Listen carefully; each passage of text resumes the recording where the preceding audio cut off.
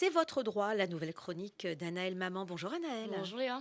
Aujourd'hui, nous allons parler du télétravail et de la vie privée. Oui, alors depuis le début du Covid, s'est déployée la question du travail à distance, du travail chez soi, enfin du télétravail.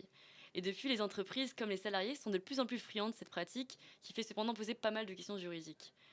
Et donc c'est un des internautes qui nous a contacté, Guillaume, et qui a rencontré justement un problème en télétravaillant. Mhm. Alors qu'il était justement en visioconférence, son collègue lui a demandé de retirer un objet religieux qui était visible derrière lui. Ah Et oui. c'est bien le combo en fait entre le travail et Eh la vie oui, privée. absolument. Comment se définit du coup le télétravail en droit? Bien, le télétravail est prévu par les articles L 1222-9 et suivants du Code du travail depuis la loi du 22 mars 2012. Alors le télétravail il est défini comme toute forme d'organisation du travail dans laquelle un travail qui aurait également pu être exécuté dans les locaux de l'employeur est effectué par un salarié hors de ses locaux de façon volontaire en utilisant les technologies de l'information et de la communication. Le Code du travail prévoit que le télétravail est mis en place par un accord collectif Mhm. ou dans le cadre d'une charte élaborée par l'employeur, après avis du comité social et économique pour prévoir les conditions de télétravail. Oui. Alors, est-ce que ça veut dire qu'on peut prévoir dans un accord collectif qu'aucun signe religieux soit visible lorsque le télétravail est appliqué? Cette question est vraiment intéressante parce que c'est justement un des problèmes du télétravail, à savoir l'empiètement sur la vie privée du salarié. Mm. Mais concrètement déjà, le télétravailleur a exactement les mêmes droits que le salarié qui exécute son travail dans les locaux de l'entreprise. Et sans différencier qu'on soit en télétravail ou au travail, la liberté de religion s'applique au sein du monde du travail puisqu'un employeur ne peut pas interdire à un salarié d'avoir une conviction religieuse selon l'article L 1121-1 du Code du travail. Mhm. Et toute sanction en raison de la religion est illégale.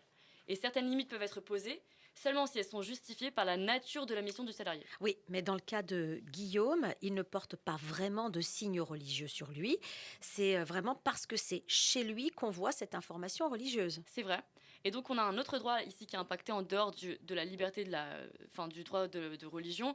Eh bien, c'est le droit au respect à la vie privée qui est posé par l'article 8 de la Convention européenne des sauvegardes des droits de l'homme et des libertés fondamentales, ainsi que l'article 9 du Code civil. Par conséquent, en fait, le pouvoir de surveillance de l'employeur sur l'activité des salariés doit s'exercer dans le respect de leurs droits fondamentaux et notamment de leur vie privée. Toute restriction apportée par l'employeur aux droits fondamentaux et libertés du salarié doit être d'une part justifiée et d'autre part proportionnée au but recherché. Justifiée ici, bon alors peut-être on pourrait parler de laïcité et Mhm, encore, mhm. euh, mais ici où est le but recherché? En fait, on pourrait vraiment, enfin là c'est du chipotage je pense, et pour ma part je ne vois aucun intérêt à l'employeur d'enlever le signe Ouais, religieux, on est vraiment dans la vie privée intime du ouais. salarié. Mais si on va plus loin, est-ce que ça veut dire qu'on est obligé en télétravail d'allumer la caméra? Eh bien, Peut-être ça plus aussi, tout. c'est une question Mm. qu'on a dû déduire des textes parce qu'on ne le prévoit pas expressément. Et c'est la CNIL, à savoir la Commission nationale informatique et liberté, qui s'est prononcée là-dessus. Selon elle, l'activation de caméras peut conduire à révéler en fait des informations personnelles et intimes. Mhm. Et dans tout le cas de mesure possible, le recours à la visioconférence depuis le domicile ne devrait pas conduire les salariés justement à révéler davantage d'informations personnelles que lorsqu'on est en réunion de travail, ce qui est logique.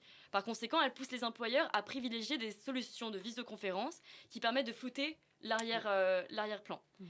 Selon elle, lorsqu'un tel dispositif est mis en place, eh bien, l'employeur peut demander à ses salariés d'activer leur caméra pendant une réunion afin que ceux-ci soient visibles comme ils seraient s'ils étaient en réunion sur un lieu de travail.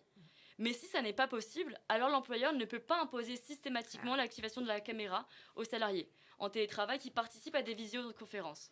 Son activation doit donc en principe être laissée à l'appréciation des salariés, dans la mesure où une participation via le micro est suffisante. Mhm. Par conséquent, je pense que pour Guillaume, on peut justement la réponse à apporter à Guillaume, c'est Oui. qu'il pourrait déjà décider de refuser la caméra s'il n'y a pas de Ah oui. disposition qui a été mise en place.